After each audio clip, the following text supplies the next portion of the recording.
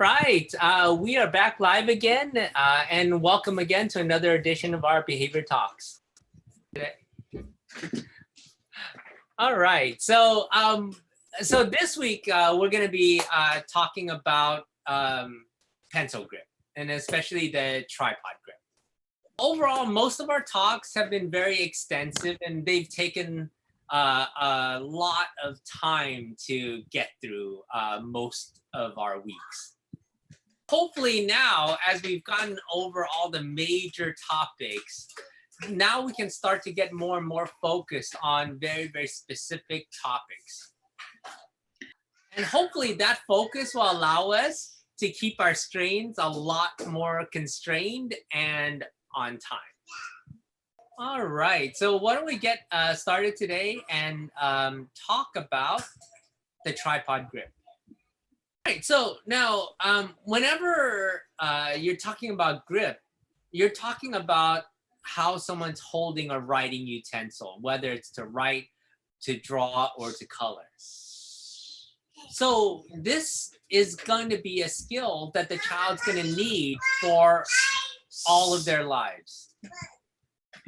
They're going to need it all through school. They're going to need it in their everyday lives as they grow up. So for us, this is one of the most important skills to make sure that they get right at the very beginning. So the type of pencil grip or the type of grip that they're going to use for any kind of writing utensil, whether it be a pencil, a pen, a crayon, whatever it might be, the type of grip is really going to affect how well they're going to end up writing, how precise and accurate they are. And when you're writing, drawing, or coloring, it's going to involve mechanical movements, like how your body moves and coordinates, from the big muscles from your arm to your elbow to the small muscles in your fingers and controlling what it is that you're doing. So the better coordinated you are between your big muscles and small muscles, the easier it is for you to do the task. On the exact opposite side of it, the less coordinated you are, the more challenging this writing, drawing, and coloring task is going to be. Now, most of the kids that we work with have some sort of fine motor delays associated with them.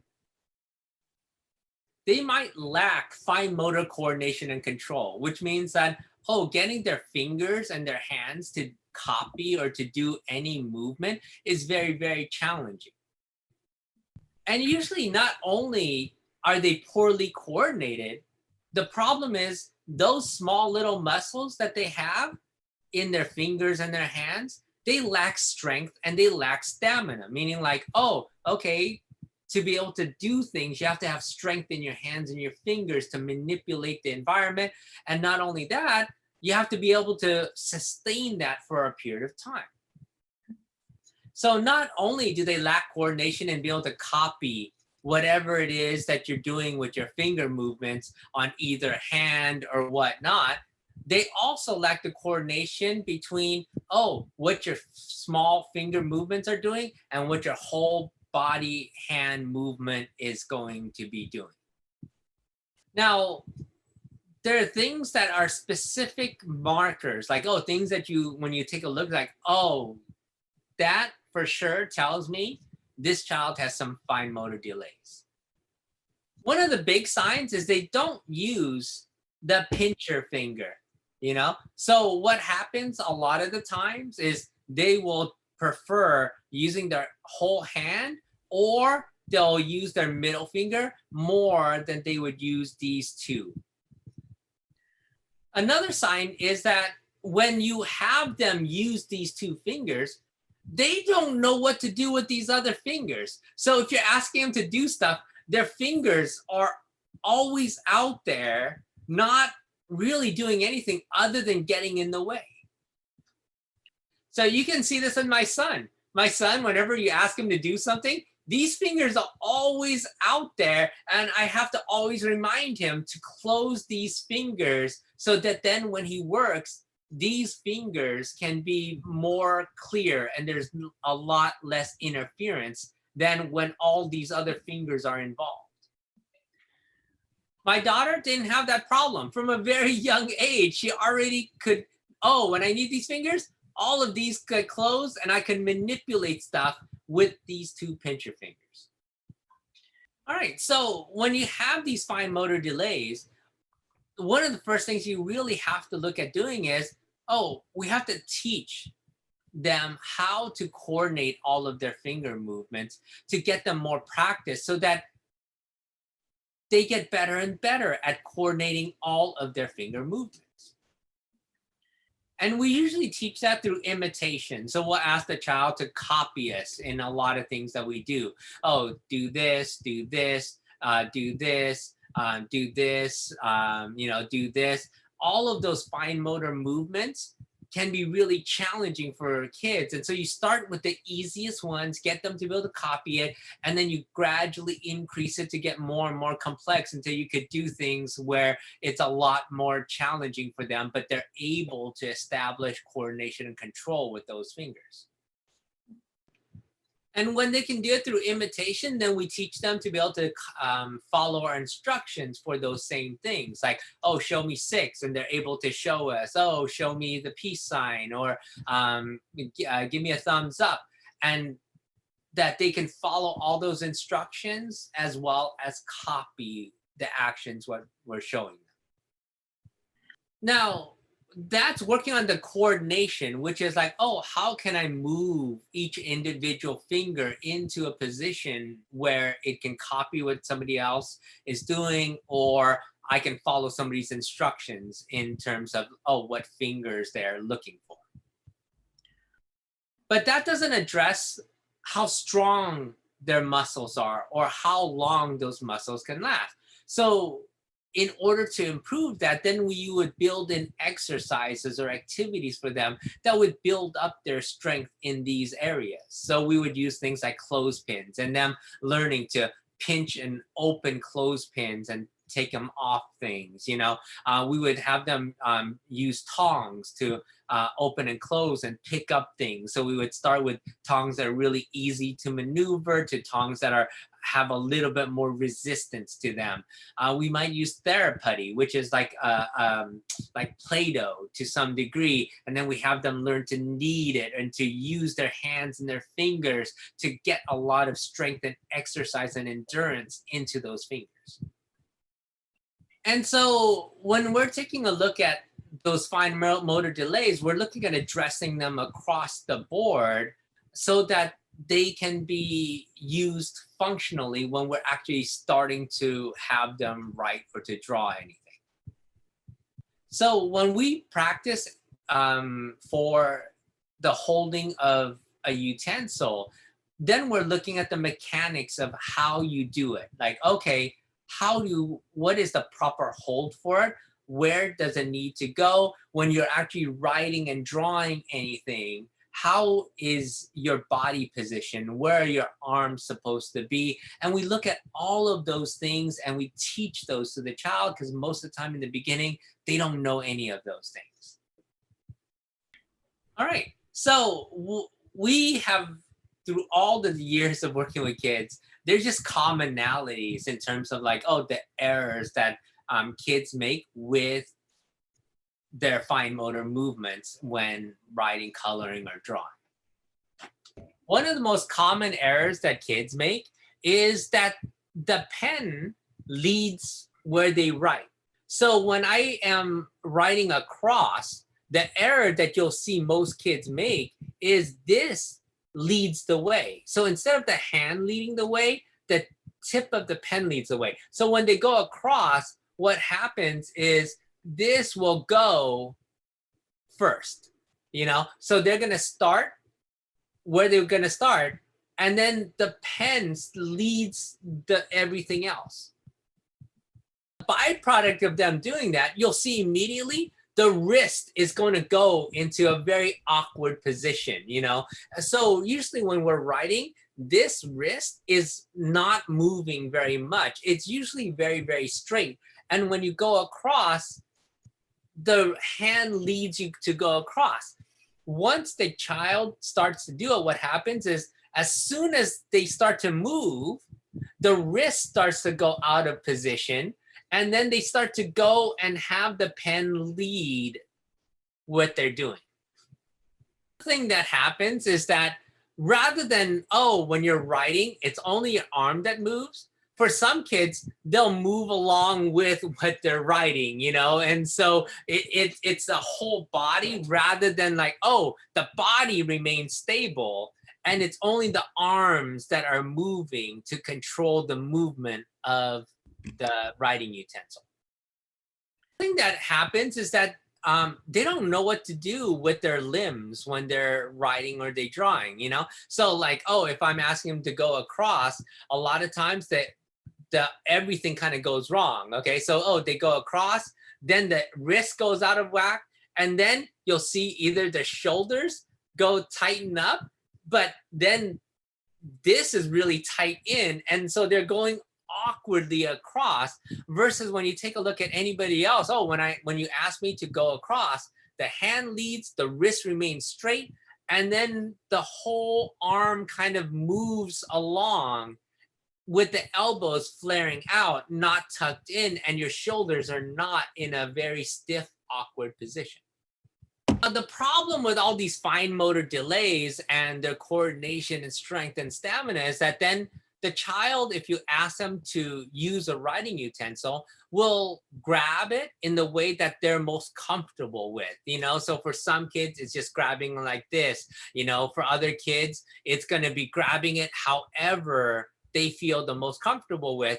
The problem with that is that the more that they use this wrong grip, the more the wrong muscle groups develop, the harder it is to break them of this habit, because ultimately you want them to have a good grip so that they can precisely and accurately write, draw, or color. Which takes us to the tripod grip.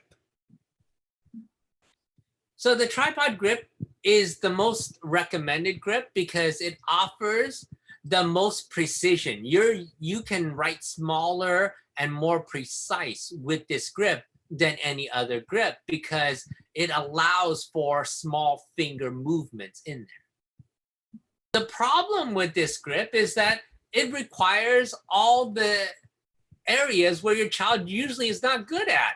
So it requires fine motor strength, coordination, and stamina in order for them to have this grip. So that's where we came up with the Pick Up Pencil program. And our Pick Up Pencil program was designed specifically to teach kids how to pick up a pencil so that they will always have the correct grip. All right, so we're going to go over all the steps to it.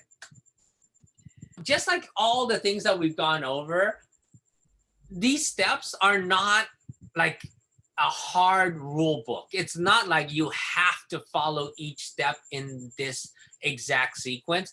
For us, this is a more general, like, oh, this is how we generally teach it. And then we adapt the teaching based on the strengths and weaknesses of every child that we work with.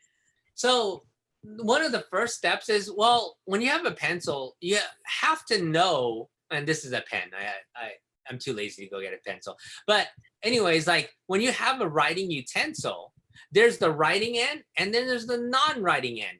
And the first thing is the child has to be able to distinguish where the writing end is. So our very first step is I can put it anywhere on the table and have them find where the tip of it is. Oh, it's there. I move it there, it's there. Oh, I move it this other direction, it's right there. And that they can always find where the tip of that pencil is. And we teach them to move the pencil into a position where they can pick it up. So if I put it over here, the child will move it. So it's like this. Oh, I have it over here. The child moves it again so that it's always in position for them to start picking it up. We teach them to pinch the pen at the right location. And so for us, the right location is exactly where it starts to taper down. So we teach them always to pick it up right there. The next step is for them to pick it up exactly where they need to pick it up. And then we teach them with the other hand to move the pen back into this position where it's right in the nook of the hand. All right. And then once they're able to pick it up, place it in the nook of their hands, we have them set it on the table to be able to start writing so that, oh, this is touching the surface of the table. So how it all looks is I'll put the pen on the table. I'll say, pick up the pen. They'll move it into position. They'll lift it up. They'll put it in the right position, and then they'll set it down on the table like this. Once they get to that point, then we can actually start teaching them how to draw lines or how to integrate their big muscle movements with all of this fine motor movement to write and to draw appropriately. So we're just starting with the basics, which is, oh, can you draw lines across? Can you draw lines down? And how do you integrate all of these muscle groups to do it correctly? So once the child is really good mechanically, they can sit nicely. When we ask them to draw a line across, they can go really nicely where the hand is leading, the wrist is nice and flat. All of this is lying on the table. When they can go all the way across like this, and the elbow remains out when they go across. And when we teach down, everything remains on the table, and then they can move back in order to draw the full line down. Once they get the cross and down, then we teach the diagonals, which is going across this way and then going across this other way. The one thing that I would stress to everybody is everything goes from left to right, from top to bottom. So I never have my kids practice going up with a line. I don't have them practice drawing a line from right to left. Same thing with the diagonals. I only go teach them top left to bottom right and top right to bottom left, and it's only in that. I never have them go backwards or in a different sequence than that. Once they get good with this step and we actually have them do any kind of writing or drawing, as soon as we see them make a mistake with their grip, so, they start here and then they move into like one of their inappropriate kind of grips, we take the pen out of their hands, we put it on the table, and we make them go through the whole process of picking up the pen and putting it and having the right grip. This step we designed ourselves specifically to address when kids grow too dependent on people helping them fix their grip. What happens is that when I started working with kids, and what I learned initially is like, every time they're in a wrong grip, you go in there, you go and you help fix their grip, and then they start writing again. But all those kids I work with initially, they always still ended with a poor grip. They would always use the wrong grip. And that was a problem because then it required somebody always to be there to try and fix it, that they would never fix it themselves. This step was designed specifically to be very, very annoying to the child. So that, if I'm writing or doing something and my grip slips, I take it out, I have to go through the entire process again. And what happens with all of our kids is they hate you taking the pencil out of their hands. So they'll monitor for themselves, like, my grip is starting to slip, and they'll fix it themselves rather than relying on somebody always needing to be there to provide them some level of support or assistance to have the right grip. The thing is, the more they practice with the right grip, the more the muscles develop in all the right places, the better of a coordination between those muscles are developed over time. Just so that everyone's clear, a tripod grip means that these two fingers are supporting it on the sides and this one is on the bottom of it. That's what makes it a tripod grip. Because most of our kids have a weakness with the pincher finger, in the beginning, we don't worry about the third finger at all because they usually struggle with this pincher finger. So we really worry about, oh, when they pick it up, all these fingers are closed, they pick it up like this, they put it in like this, and it's actually a two-finger grip in the beginning.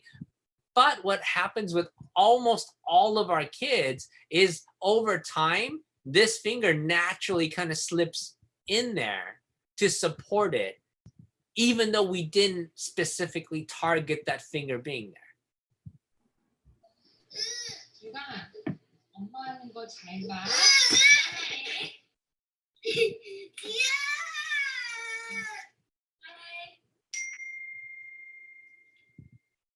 아이고 잘했어. 너무 잘했어. 다시 잡아. 네.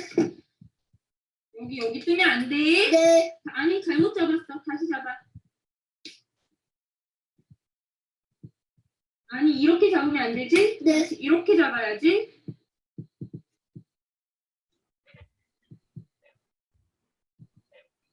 그렇지. 그렇지.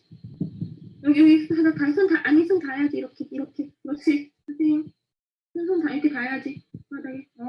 좋아.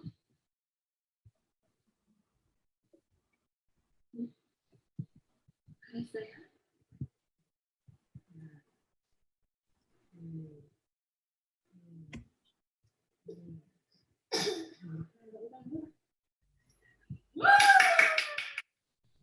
여기서부터 여기 이렇게 손 긋는 거야. 옳지. 가도 돼? 연필을 더 넣어. 그렇지. 옳지. 잘했어. 가도 돼. 우와. 아하, 엉터리. 다시. 그렇지. 이렇게 놓고 해보자.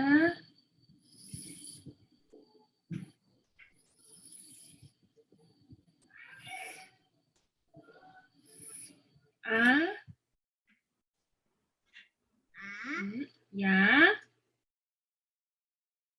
연필이 너무 누웠다. 다시 잡아. 여기가 여기 빠져나오면 안 돼요. 그렇지. 오.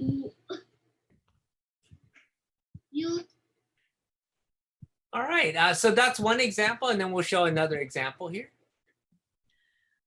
야, 색연필 잡아.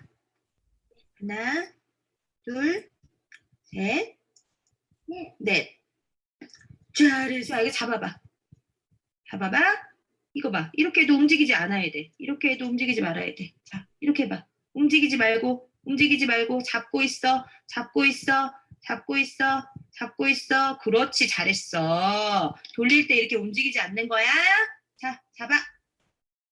하나, 둘, 천천히. 셋, 넷. 우! 쉬고 잡아서 그려. 하나,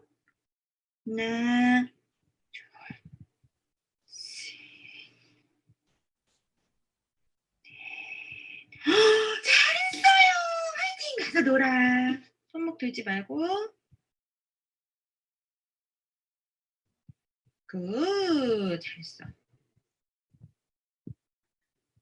손목 이거 들지 말고. 굿. 또 이거 들지 말고. 그렇지. 잘했어. 주야. 봐봐. 이젠 조금 이거 막 긴 거야. 네? 다시 한번 고쳐 잡고. 그렇지. 해요. 이거 올라가면 될까 안 될까? 안 돼요. 다시 해보세요. 자, 이거 올라가면 안 돼요. 이거. 자, 여기를 붙이고 그대로 옮기는 거야. 이렇게. 그대로 옮기는 거야. 해보세요. 자, 이렇게 하고 해보세요. 그대로 옮겨. 그대로. 그렇지. 아우, 잘했어. 좋아. 세게 눌러.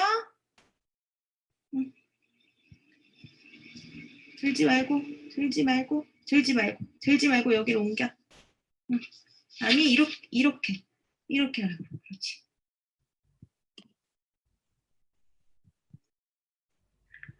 오, 진짜 잘했어.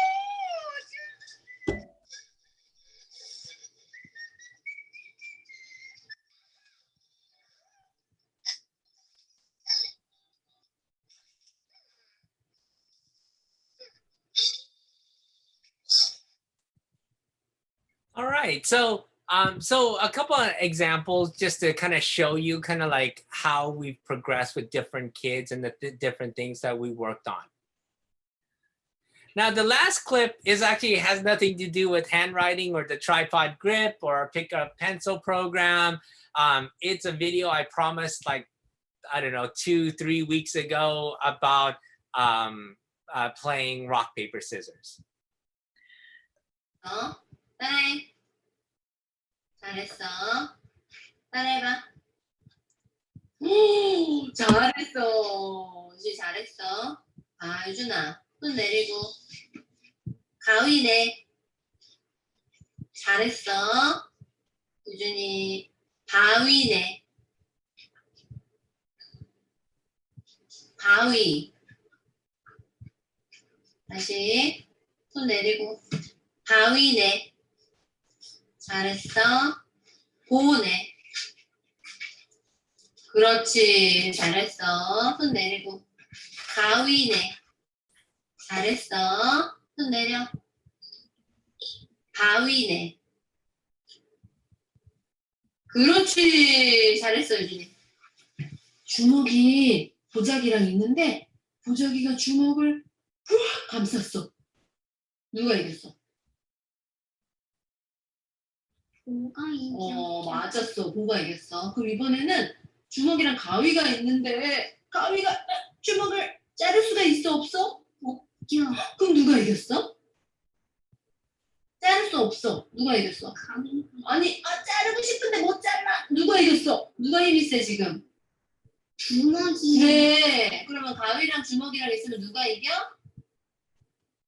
가위가. 주먹이 이기는 거야. 주먹이 힘이 세지? 주먹이. 예. 그럼 봐봐. 유준아 다시. 주먹이랑 가위가 있어.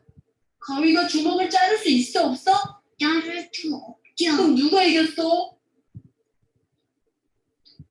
주먹이. 네, 잘해서 주먹이 이겼어. 자, 그러면은 보자기랑 가위가 있는데 가위가 보자기를 싹둑싹둑 잘라버렸대. 누가 이겼어?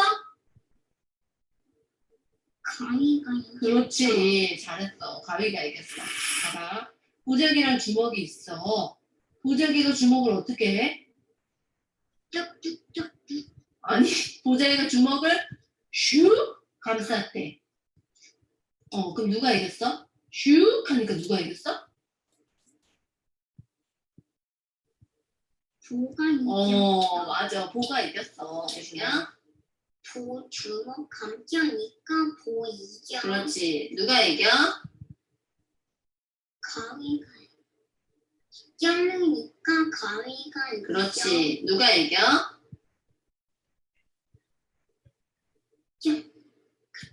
주먹이 이겨. 주먹이 어떻게 왜 이겨? 자를 수 없으니까 주먹이. 그렇지. 잘하고 폴리하고 가위바위보 한다. 가위바위보. 누가 이겼어? 폴리가 이겨. 그렇지. 폴리가 이겼지. 잘했어. 그다음에 상어하고 토끼하고 가위바위보 한다. 가위바위보. 누가 이겼어? 토끼가 이겨. 그렇지. 토끼가 이겼지. 잘했어. 유준이랑 아빠랑 가위바위보 한다. 봐봐. 가위바위보. 누가 이겼어? 아빠가 이겨. 잘했어. 왜? 자, 호진이랑 엄마랑 가위바위보 할게. 가위바위보. 누가 이겼어? 엄마가 이겼어. 우와, 유진 잘했어. 자, 시작. 가위바위보. 오, 잘했어. 또 골라. 가위바위보. 오, 잘했네. 또 골라봐. 가위바위보. 잘했어. 가위바위보. 잘했어. 또 가위바위보. 다른 거네. 가위바위보. 잘했어. 가위바위보. 됐어. 가위바위보. 내가 이겼다. 또 가위바위보. 내가 이겼다. 가위바위보. 영아가 이겼어. 유준아, 이긴 사람이 내가 이겼다. 내가 이겼다. 또 가위바위보. 내가 이겼다. All right. So hopefully, watching it helps everybody out in terms of better understanding the different steps that we would take, and all the steps are going to be different for different kids. Just like with teaching the tripod grip, you have to work with the strengths and weaknesses of every child. And then what you're looking at do is you're adapting it to make it the most useful for that particular child. So thank you again. Like we said, if you like what we do, please hit the like button. If you love what we do, please subscribe to us. If you have any suggestions or recommendations or questions about anything at all, please write it in the comment section. We will see everybody next week. Bye-bye.